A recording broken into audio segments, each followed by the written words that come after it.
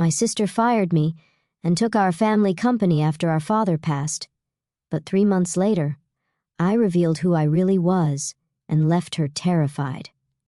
The mahogany boardroom table gleamed under soft lighting as I watched my career crumble. My sister, Victoria, stood at the head of the table, her perfectly manicured hands planted firmly on its surface, her expression a mask of false regret. I'm Malene Carter, and this was the day my sister decided to destroy me.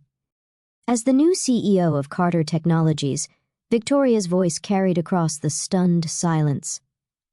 My first action must be to address the inefficiencies in our leadership team, she declared, her eyes locked onto mine, cold and calculating.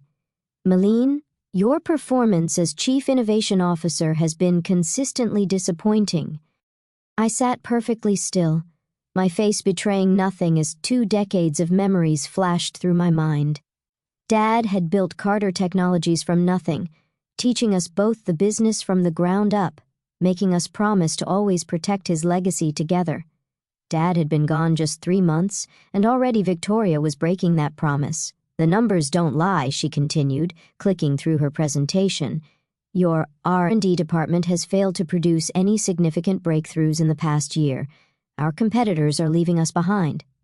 What Victoria conveniently failed to mention was that I'd spent that year developing something revolutionary, something that could transform Carter Technologies from a mid-sized tech company into an industry leader, but the prototype was still in my private lab, waiting for the perfect moment to unveil it, a moment that would never come now. Therefore, Victoria straightened her designer blazer, effective immediately. Malene Carter is terminated from her position at Carter Technologies. The board members shifted uncomfortably. Some had known me since I was a child, had watched me grow up in these halls, but none spoke up.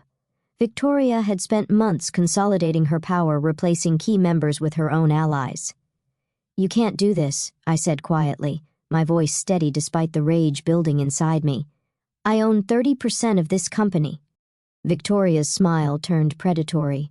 Actually, according to Dad's will, you own 20%. The board owns 30%, and I control the remaining 50%.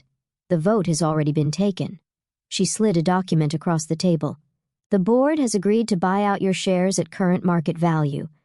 I glanced at the number. It was insultingly low.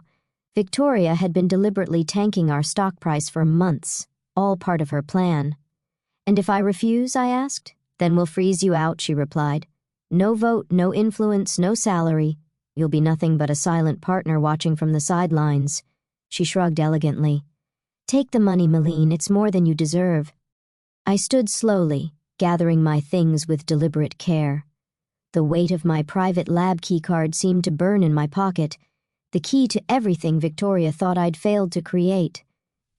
You know what's funny, Victoria? I said, pausing at the door. Dad always said you were the smart one, the ruthless one, the one who would do anything to win. He was right, she smirked. No, I smiled, thinking of the prototype waiting in my lab, of the patents filed under my private holding company, of the plans I'd made for exactly this scenario. He wasn't. I walked out of Carter Technologies for the last time, my heels clicking against marble floors that had once felt like home. Security followed, making sure I didn't take anything but my personal belongings. They needn't have bothered. Everything important was already gone. In my car, I pulled out my phone and made a call I'd hoped I'd never have to make. Jessica Jiang, it's Malene Carter. Remember that contingency plan we discussed? It's time. Jessica Jiang, the most ruthless venture capitalist in Silicon Valley, had been waiting for this call. Excellent. I'll have the paperwork ready in an hour. Your prototype performs as promised? I smiled, thinking of the revolutionary AI system I'd spent the past year perfecting, the one Victoria thought didn't exist. Better than promised. And Victoria just made it available for the highest bidder. She fired you, Jessica said. Yes, and severely undervalued my shares. Jessica's laugh was sharp and appreciative. Perfect. That makes the hostile takeover much easier. Are you ready to play hardball, Malene? I looked back at the Carter Technologies building. where Victoria was probably already redecorating my office. More than ready. Victoria wants to talk about disappointing performance? Let's show her what disappointment really looks like. That night, in my penthouse apartment, I reviewed the documents Jessica had sent over. The plan was elegant in its simplicity. My private company, Phoenix Innovations, would partner with Jiang Ventures to launch a competing product. Then, using the market chaos that would ensue, we'd start quietly buying up Carter Technologies stock. Victoria thought she'd won by forcing me to sell my shares at a discount. She had no idea she'd just made her biggest mistake. My phone buzzed. A text from our mother read, "How could you let this happen?" Victoria was just trying to protect the company. I didn't bother responding. Mom had always favored Victoria, excusing her ruthless behavior as good business sense while criticizing my more innovative approach. Instead, I opened my laptop and began typing an email to Carter Technologies' biggest clients. They deserved to know that the company's most innovative products, the ones they'd been eagerly awaiting, were about to come from a different source. Victoria wanted a war? Fine, but she was about to learn that sometimes the quietest soldier is the most dangerous, and I had been very, very quiet. My prototype sat in its secure case, ready to revolutionize the tech industry. Victoria thought she'd stripped me of everything. She didn't realize she'd actually set me free. In 3 months, I would walk back into that boardroom. But this time, I wouldn't be the one getting fired. This time, I would own everything. The next 3 months transformed everything. While Victoria was busy redecorating my old office at Carter Technologies, I was building her worst nightmare. My new headquarters occupied the top floor of a gleaming skyscraper across town. Floor-to-ceiling windows offered a perfect view of Carter Technologies' building, a constant reminder of what I was fighting for. "The prototype testing is complete," Dr. Marcus Chen, my lead engineer, announced as he entered my office. "It's exceeding all benchmarks. Jiang Ventures is impressed." I smiled, reviewing the data on my tablet. The AI system I had developed would revolutionize how companies handle data processing. It was exactly what our biggest clients had been begging for, and exactly what Victoria thought I'd failed to create. "What's the word from Carter Technologies?" I asked, though I already knew. I had sources everywhere now. Marcus grinned. "Chaos. Their stock dropped another 15% this morning. Clients are jumping ship left and right. Victoria is trying to fast-track a competing product, but all their best engineers now work for us," I finished. I'd made sure to hire them within days of my departure, offering better pay and creative freedom. My phone buzzed. Another text from my mother. "Victoria is struggling. The board is asking questions. Please stop whatever you're doing." I deleted it without responding. Victoria had made her choice 3 months ago. Now she could live with the consequences. Jessica Jiang strode into my office, her sharp suit and sharper smile indicating good news. "We just acquired another 5% of Carter Technologies through our shell companies. That puts us at 18% total." I nodded, pulling up the ownership breakdown on my screen. Victoria still thinks she's untouchable with her 50% stake. She hasn't noticed the ground shifting under her feet. Speaking of shifting, Jessica settled into a chair. "Your old friend James Morrison from the board reached out. He's ready to flip his voting shares to our side. Apparently, Victoria's latest temper tantrum in the boardroom was the last straw." I remembered James. He'd been one of my father's closest friends and had never approved of Victoria's hostile management style. His 10% stake would be crucial. "Perfect timing," I said. "The product launch is scheduled for next week. Once we announce Phoenix Innovations' new AI system, Carter Technologies' stock will plummet," Jessica finished, her smile predatory, "and we'll be ready to buy." The product launch was everything we had planned for. I stood on stage at the tech industry's biggest conference, presenting the AI system that would change everything. In the audience, I spotted several Carter Technologies board members, their expressions growing increasingly panicked as they realized what they'd lost. Victoria sat in the front row, her face a mask of fury as she watched me unveil the innovation she claimed I couldn't create. When I announced that Phoenix Innovations had already signed contracts with 3 of Carter Technology's biggest clients. She stormed out. The next morning, Carter Technology's stock dropped 40%. "Your sister's on line 1, my assistant announced later that day. "She sounds upset." I let it ring through to voicemail. Victoria had never bothered to listen to me. Now it was my turn not to listen to her. Her message was exactly what I expected. Threats, accusations, demands to know how I'd stolen her clients. She still didn't understand that she'd driven them away herself with her focus on short-term profits over innovation. The hostile takeover proceeded exactly as planned. As Carter Technology's stock price fell, our shell companies kept buying. Board members, seeing the writing on the wall, began selling their shares, conveniently to buyers we controlled. Victoria fought back, of course. She tried to rush out competing products, but without the innovative talent she'd driven away, they were pale imitations. She attempted to sue me for patent infringement, but all my innovations were legally protected under Phoenix Innovations. She even tried to turn our parents against me. Not that she needed to, they'd always taken her side.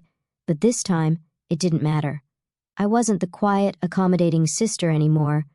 2 weeks before the final board meeting, I received an unexpected visitor. James Morrison stood in my office, looking both impressed and slightly amused. "Your father would be proud," he said, looking around at what I'd built. "He always said you were the real innovator. Victoria just couldn't see it." I raised an eyebrow. "Is that why you're here? To tell me Dad would approve?" He shook his head. "I'm here to warn you. Victoria knows she's losing control. She's planning something desperate for the board meeting." "Let her try," I said calmly. "Everything's already in motion." James studied me for a moment. "You know, she always thought you were the weak one, the quiet one who would never fight back." I smiled, thinking of all the quiet moments I'd spent planning this very outcome. That was her first mistake. The night before the board meeting, I stood in my office, looking across at the Carter Technologies building. Tomorrow, everything would change. My phone buzzed with a final text from Victoria. "Whatever you're planning, it won't work. This is my company." I didn't bother responding. Instead, I opened my laptop and reviewed the final numbers one last time.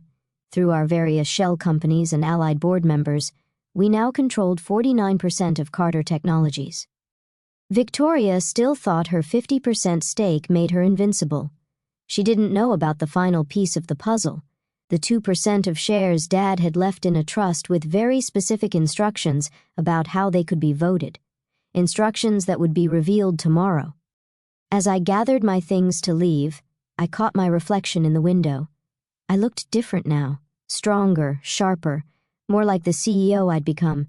Victoria had tried to erase me from our father's legacy. Instead, she'd given me the push I needed to build my own.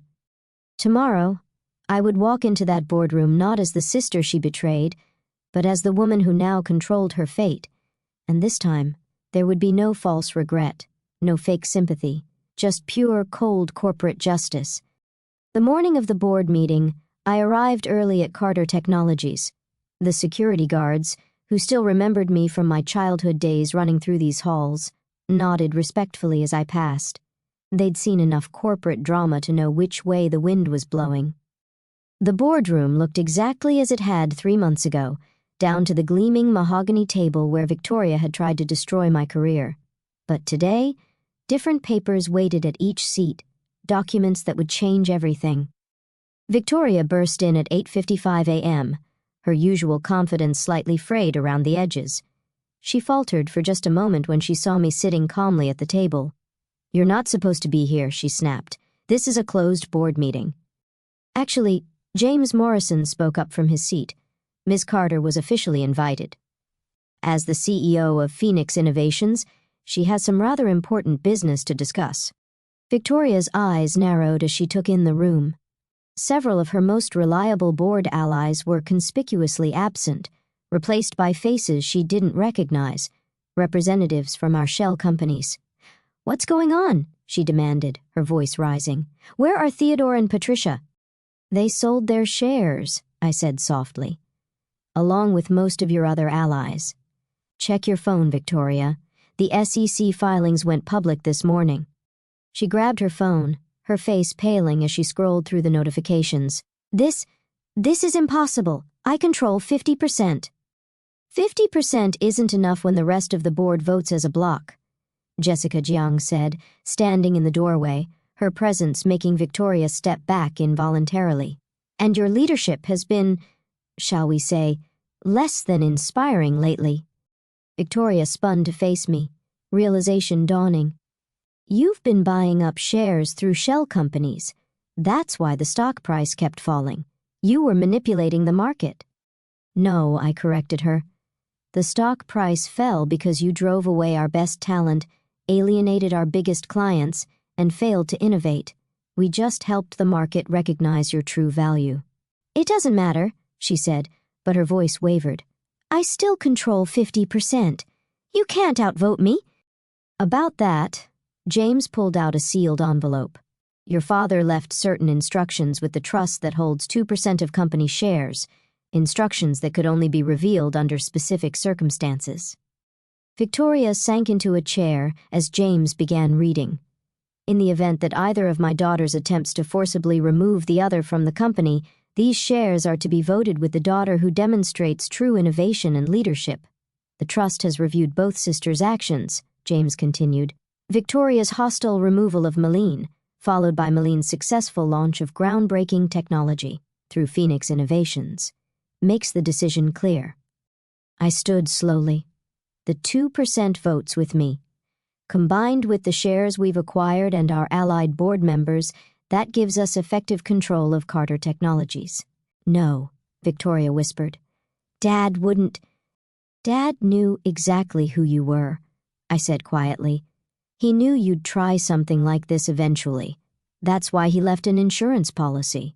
The first vote, Jessica announced, is to remove Victoria Carter from her position as CEO, effective immediately. You can't do this, Victoria shot to her feet. This is my company. Second vote, I continued as if she hadn't spoken, is to approve the merger between Carter Technologies and Phoenix Innovations, with Malene Carter as CEO of the combined entity. All in favor? James asked. Hands rose around the table. Victoria watched helplessly as her empire crumbled. The votes are recorded, Jessica stated formally. Victoria, you'll need to clear out your office by the end of the day. And if I refuse? She asked. Then I'll have security escort you out, I said calmly, just like you did to me 3 months ago. She stared at me, tears of rage forming in her eyes. I'm your sister. You stopped being my sister the moment you chose power over family. I pressed the intercom. Security, please escort Miss Carter to her office to collect her belongings. As Victoria was led away, our mother burst into the boardroom. What have you done? How could you do this to your sister? I met her gaze steadily. The same way you both did it to me. The difference is I did it legally and ethically, and I did it better. Over the next year, the merged company flourished. My AI technology revolutionized the industry, just as I'd planned. Stock prices soared, clients returned, and innovation once again became our driving force. Victoria tried to fight back, of course. She attempted lawsuits, leaked stories to the press, even tried to start a competing company. But without Dad's name or money behind her, she discovered just how hard it was to succeed on merit alone. Our parents took her side, naturally. Holiday dinners became a thing of the past, but I didn't mind. I had built my own family now, a team of brilliant innovators who valued creation over destruction. 1 year to the day after the takeover, I sat in my office, the same office where Victoria had once reigned. A familiar figure appeared in my doorway. Miss Carter, my assistant looked uncertain. Your sister is here. Victoria stood behind him, looking different, humbler. The designer clothes and perfect makeup were gone, replaced by a simpler, more authentic version of my sister. Can we talk? She asked quietly. I studied her for a moment, then nodded and closed the door. She sat across from me, fidgeting with her purse. I've been doing a lot of thinking this past year, about Dad, about the company, about what you built while I was busy trying to tear you down. And you were right about everything. She took a deep breath. I wanted to control Dad's legacy so badly that I forgot what that legacy was supposed to be about. Innovation, creation, building something meaningful. I leaned back in my chair, waiting. "I'm not asking for my job back," she continued. "I don't deserve it. But I've been developing some ideas of my own. Small stuff, nothing like your AI system, but it's mine, and it's honest." She pulled out a business plan, sliding it across my desk. "I'm not asking for money or support. I just wanted you to be the first to see it." I picked up the proposal, scanning it thoughtfully. It was good. Genuinely good.